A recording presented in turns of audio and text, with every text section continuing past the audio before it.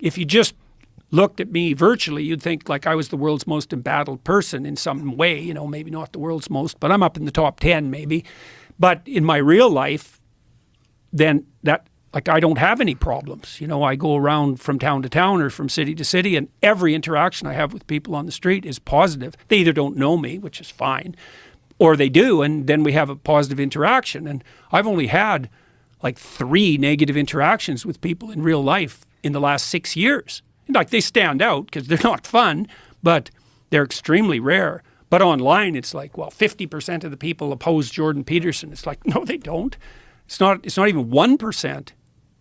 So we're building a virtual world that doesn't sample the real world very well, and that's not much different from building a delusion.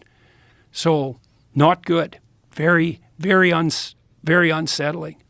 So, that's Twitter.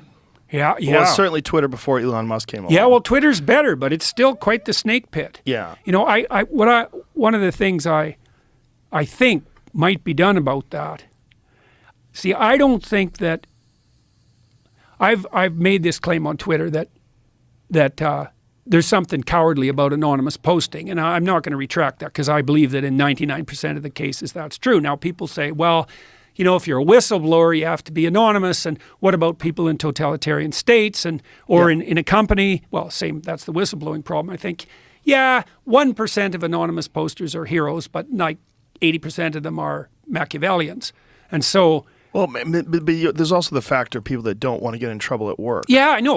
Well, that's kind of the whistleblower problem. But not even whistleblowers. I mean, people that just have opinions that You mean that might get them in trouble with the College of Psychologists in Ontario, for example? Yes. Yeah, I know. And so, well, I think one of the ways of handling that technically, what I'd like to see happen at Twitter, for example, you know, not that I'm in a position to know because I know it's complicated, is I think the anonymous types should be separated from the real people.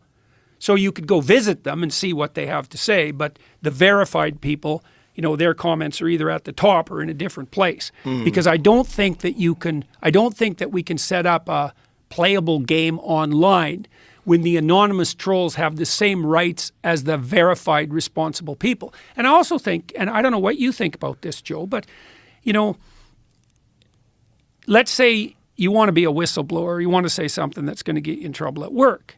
So you want to do it anonymously. It's like, well, maybe you're shirking your responsibility.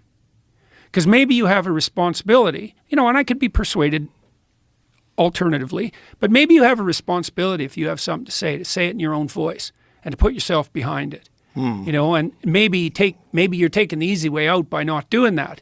And, you know, I don't want to say that about every single person who posts anonymously, but, you know, tyranny emerges when normal, honest people are now afraid to say what they think. And when the tyranny is complete in a totalitarian state, no one ever says what they think about anything. Everyone lies all the time. And I see part of the pathway to that, the unwillingness of ordinary people to take the consequences of their truthful speech. You know, and I also think that's detrimental to them because I think that you find the adventure in your life. I think this is certainly true of you. You find the adventure in your life by standing behind your words. Like, that's you, right? Those are your words. If you're telling the truth, that's actually you. And there's going to be consequences. And sometimes they're going to be negative. But do you really think that the consequences of telling the truth in your own voice are negative? You think the world's structured like that? Jesus, that's a dismal view, man. Well, it depends on the amount of autonomy you have. It depends on the amount of resources you have. Yeah. I mean, like, let's take, for example, nurses.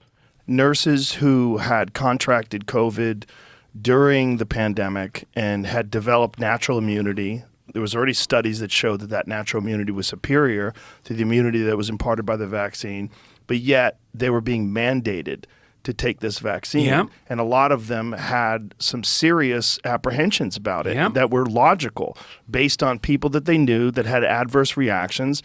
And now we're finding out more and more how common those adverse reactions were. Now, if these women stepped up or these men who are nurses stepped up and said something about it publicly, they would be fired. Yeah, well, look, when I was working as a clinician, I had lots of clients who were in that position. You know, they're at work and they're being tyrannized by sometimes it was DEI types and sometimes it was DEI? diversity, inclusivity and equity.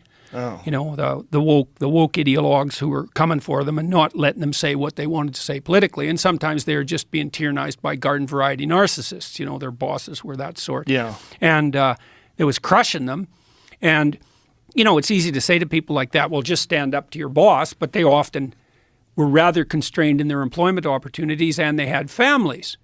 And so you can't tell people, well, just go shoot off your mouth stupidly, get fired and taken out and mobbed and let your family starve. That's a pretty dumb strategy. But what we would always do in the therapeutic endeavor with someone in a situation like that was to situate themselves in their life so that they could afford to abide by their own truth. And so that might mean if you're in a job, let's say, where you don't have freedom of expression, you know, you get your resume or your CV polished up so that if necessary, you could make a lateral move relatively quickly. Maybe you send out some job applications just to test the market. And if you're not marketable, maybe you pop up your skills. And then maybe if you're in a position where you're vulnerable because someone else has got control over your tongue, maybe you work real hard to put some other ground under your feet so that you can't be taken out so easily.